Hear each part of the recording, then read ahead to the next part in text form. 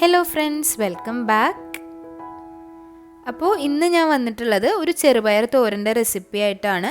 എളുപ്പത്തിൽ കുറഞ്ഞ സമയം കൊണ്ട് ഉണ്ടാക്കിയെടുക്കാൻ പറ്റുന്ന ഒരു ചെറുപയർ ഉലത്തിയതാണ്. അതുപോലെ കഞ്ഞിക്കും ചോറിനും ഒക്കെ നല്ലൊരു കോമ്പിനേഷനാണ്. അപ്പോൾ നമുക്കതെങ്ങനെയാണ് ചെയ്യുന്നതെന്ന് നോക്കാം.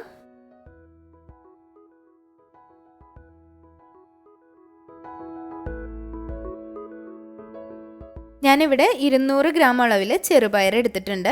ഇത് നമുക്ക് നന്നായിട്ടൊന്ന് കഴുകിയെടുക്കണം. ഒരു കുക്കർ എടുത്തിട്ട് കഴുകിയ ചെറുപയർ അതിലേക്ക് ഇട്ട് കൊടുത്തിട്ടുണ്ട്. അതിലേക്ക് ആവശ്യത്തിനുള്ള ഉപ്പ് ചേർത്ത് കൊടുക്കുക. അതുപോലെ ഒരു 1/2 ടീസ്പൂൺ അളവിൽ മുളക് പൊടി ചേർത്ത് കൊടുക്കാം. ഒരു 1/4 ടീസ്പൂൺ അളവിൽ മഞ്ഞൾപ്പൊടി ചേർത്ത് കൊടുക്കാം. ഒരു 1/2 കപ്പ് വെള്ളവും കൂടി ചേർത്തിട്ട് നമുക്കിത് നല്ലപോലെ ഒന്ന് വേവിച്ചെടുക്കണം. ഇതിപ്പോൾ ഞാൻ നന്നായിട്ടൊന്ന് വേവിച്ചെടുത്തിട്ടുണ്ട്. ഒരുപാട് വെന്ത് കുഴഞ്ഞു പോകാൻ പാടില്ല. ഇനി നമുക്കൊരു പാനിലേക്ക് ഒരു 2 ടേബിൾ സ്പൂൺ അളവിൽ വെളിച്ചെണ്ണ ഒഴിച്ചു കൊടുക്കാം.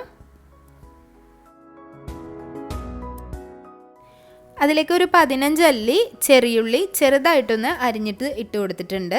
അത്യാവശ്യം വലിയ ചെറിയുള്ളിയാണ് എടുത്തിട്ടുള്ളത്. അപ്പോൾ അതനുസരിച്ച് നിങ്ങൾ എടുക്കുക. ഇതൊന്ന് നന്നായിട്ടൊന്ന് വഴറ്റിയെടുക്കാം. ഇനി അതിലേക്ക് നല്ല ഫ്രഷ് ആയിട്ടുള്ള ഒരു 2 തണ്ട് കറിവേപ്പില കൂടി ചേർത്ത് കൊടുക്കണം. അപ്പോൾ ഈ സമയത്ത് തന്നെ കറിവേപ്പില ചേർത്ത് കൊടുക്കുക. ആ ഉള്ളിയും കറിവേപ്പിലയും നന്നായിട്ടൊന്ന് വഴണ്ട് വരണം. ഇനി അതിലേക്ക് 2 ടീസ്പൂൺ അളവിൽ ചില്ലി ഫ്ലേക്സ് ഇടിച്ച മുളക് പൊടി ഇട്ട് കൊടുത്തിട്ടുണ്ട്. അപ്പോൾ മുളക് ഇടിച്ചതില്ല എന്നുണ്ടെങ്കിൽ സാധാരണ മുളക് എടുത്തിട്ട് മിക്സിയിൽ ഒന്ന് ക്രഷ് ചെയ്തെടുത്താൽ മതി. അതൊരു 2 ടീസ്പൂൺ ഇട്ട് കൊടുത്തതിന് ശേഷം നന്നായിട്ടൊന്ന് വഴറ്റി കൊടുക്കുക. അപ്പോൾ ഇതൊന്നും ഒരുപാടങ്ങ് ഫ്രൈ ആയി പോകണ്ട. ആ ഒരു ഉള്ളി ഒന്ന് മൂത്ത മണം വരുന്ന സമയത്ത് നമുക്കിതിലേക്ക് പയർ കൂടി ഇട്ട് കൊടുത്തിട്ട് മിക്സ് ചെയ്തെടുക്കാം.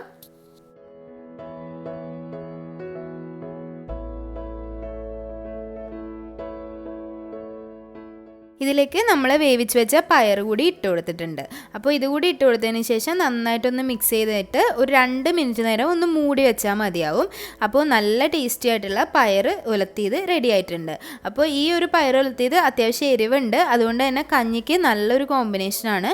ചോറിന് കൂടെയും ഇത് നല്ലൊരു കോമ്പിനേഷനാണ്. അപ്പോൾ എല്ലാവരും ട്രൈ ചെയ്ത് നോക്കുക. നല്ലൊരു സിമ്പിളായിട്ടുള്ള റെസിപ്പിയാണ്. അപ്പോൾ എല്ലാവരും ട്രൈ ചെയ്തിട്ട് ഫീഡ്ബാക്സൊക്കെ കമൻറ്റ് ബോക്സിൽ അറിയിക്കുക. അപ്പോൾ റെസിപ്പീസ് ഇഷ്ടമാവുന്നുണ്ടെങ്കിൽ ചാനൽ സബ്സ്ക്രൈബ് ചെയ്യാൻ മറക്കരുത്. അപ്പോൾ നിങ്ങളുടെ ഫ്രണ്ട്സിനും ഫാമിലിക്കും ഒക്കെ ഇത് ഷെയർ ചെയ്ത് കൊടുക്കുക. ഇനിയും നല്ല നല്ല റെസിപ്പികളായിട്ട് വരുന്നത് വരേക്കും താങ്ക് യു.